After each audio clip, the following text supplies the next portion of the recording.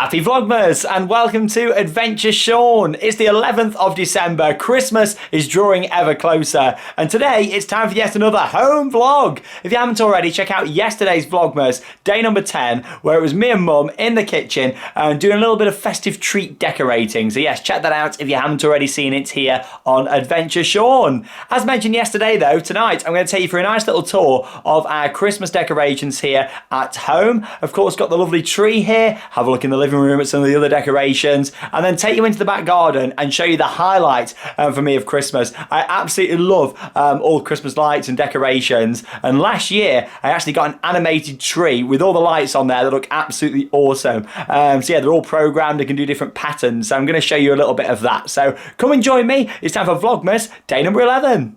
So we're going to start off here in the living room by taking a look at the main Christmas tree here. Yeah, this always looks nice and colourful, this one. And yeah, we've gone for quite a cold theme for it this year.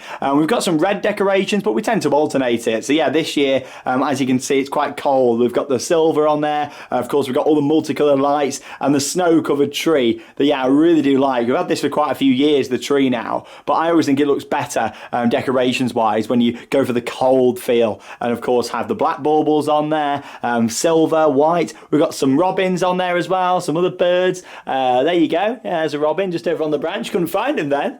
There we go, in this little nest over here with some Easter eggs. Why not? That'll be soon coming around before we know it. And yeah, got some really nice baubles on there. We've also done this as a Disney tree in the past as well. But yeah, this year, gone for that cold, frosted feel. Over here on the right-hand side, it's got this nice reindeer just up there at the top. Yeah, I like his big antlers. Yeah, I'm a big fan of him. But yeah, I love that reindeer, but there's another one I'm going to show you now, and it's the nostalgia of this one that I really like. But yeah, first just show you here on the fireplace, got the snow. We've got the snow under the tree as well, like you saw. But yeah, we've got the snowballs just here.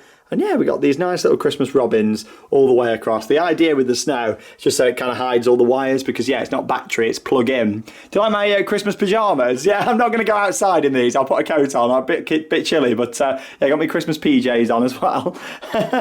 And then as you can see there, I've got the nice garland. And then, yeah, over on the fireplace there as well, 2 stockings, one for me and also one for Charlotte. Santa's just down here as well, Father Christmas himself. Oh, oh, oh. Yeah, really nice. We got him from a garden centre a few years ago. Got some more snowballs down there. Jukebox, love a bit of the jukebox. And here we go. This is an absolute classic. I bought him for £2 on a car boot stall back when I was a kid. Me and Dad was doing a car boot. It was in the middle of summer and I spotted him and it's the nostalgia of him. So yeah, we've got him just here up on the wall. Yeah, it's really nice. He used to like proper sing and dance and everything, but yeah, he doesn't anymore. However, it's the nostalgia of him, you know, like he's really special to me. And yeah, that's the decorations here in the living room. But yeah, we're going to head outside now and I'm going to show you the main event in the back garden. So welcome to our little garden, Winter Wonderland. Yeah, it looks nice and festive, doesn't it? For those of you that don't know, up until 5 years ago, we used to do a massive display of lights on the front of the house. So a lot of the stuff is from then. However, the Christmas lights on the big tree at the bottom there, they were actually purchased last year. But yeah, they can do loads of different functions. And of course, I'm going to show you them in action shortly. But yeah, first I thought I'd show you the nice little area down here. We've got the penguins and the polar bears. And yeah, I thought we'd have some string lights kind of just chasing through them there. Because it lights it all up the rocks on the floor there, doesn't it? You know, and just adds a really nice effect to it. Then got the 6 candy canes down there as well. And yeah, we walk up the steps just here.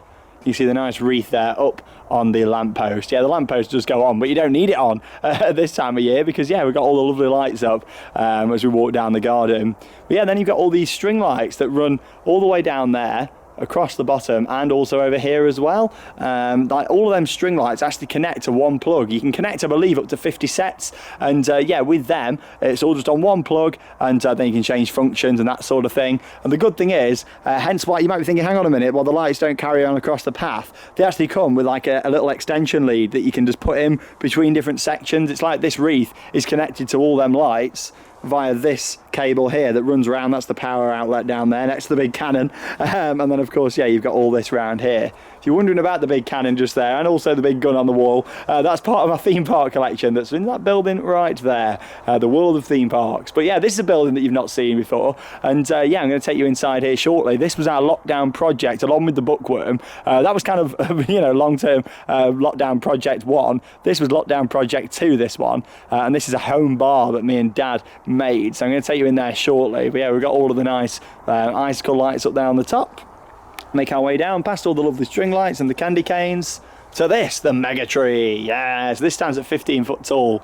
It is absolutely huge. We didn't put a star on it this year. We thought it actually looked better without it, because obviously Twinkly, the company that I bought these lights from, they don't actually do like an outdoor star yet. So it meant that the star that I had up on the top was never in sync with the rest of the tree, which I wasn't a big fan of, to be honest. So yeah, we've not put a star on there. Hopefully Twinkly, the company that supplied the lights, will do something like that, or we can make a star. I know they do some like RGB kind of rope light strip, but that's for indoor use only. So yeah, we'll have to see with that one. But yeah, the tree is gorgeous there. It's nice just sitting down here, of course, and yeah, taking it all in. But I'm going to show you the functions on there in action in just a second. But yeah, we're going to have a little look in here first. This isn't decorated for Christmas because we're going to be using this for the Christmas Spectacular, and there's a reason why it's not yet decorated. This is going to turn into a massive set for the show. Here we go. Come and take a look inside. Welcome to our little guitar lounge that we've got just here. So yeah, as you can see, got some nice red lighting all around, and there's the nice bar area. It's been stocked up for Christmas. Look at that.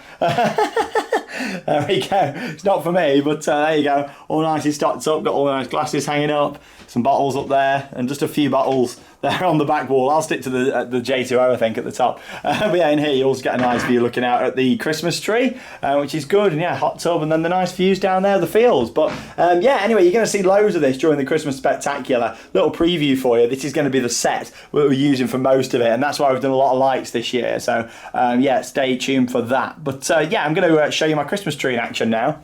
So like I mentioned before, the lights on the Christmas tree are from a company called Twinkly. Last year I purchased the lights, did a couple of videos on them, and yeah, this year it's back. There's some new settings on there as well. That's the good thing with Twinkly. They update the app, and yeah, it gives you lots of different settings, new ones from last year. And yeah, it's literally all controlled by each individual bulb has kind of got its own kind of Wi-Fi router, mini Wi-Fi router if you like, so you can map it using the app. Then that connects down to the two Wi-Fi routers underneath the tree that come with the lights, which then connect through to the home Wi-Fi, however in the garden, so it's connected to a booster which goes into the house. So yeah, it does take a bit of setting up, and you actually got to map the tree as well. So yeah, when you do it, you've got to take loads of photos. It takes about 15-20 minutes to get it right and map all the way around the tree. But right, shall I show you some of the settings? Let's go for it, and I'll give you a few different angles as well.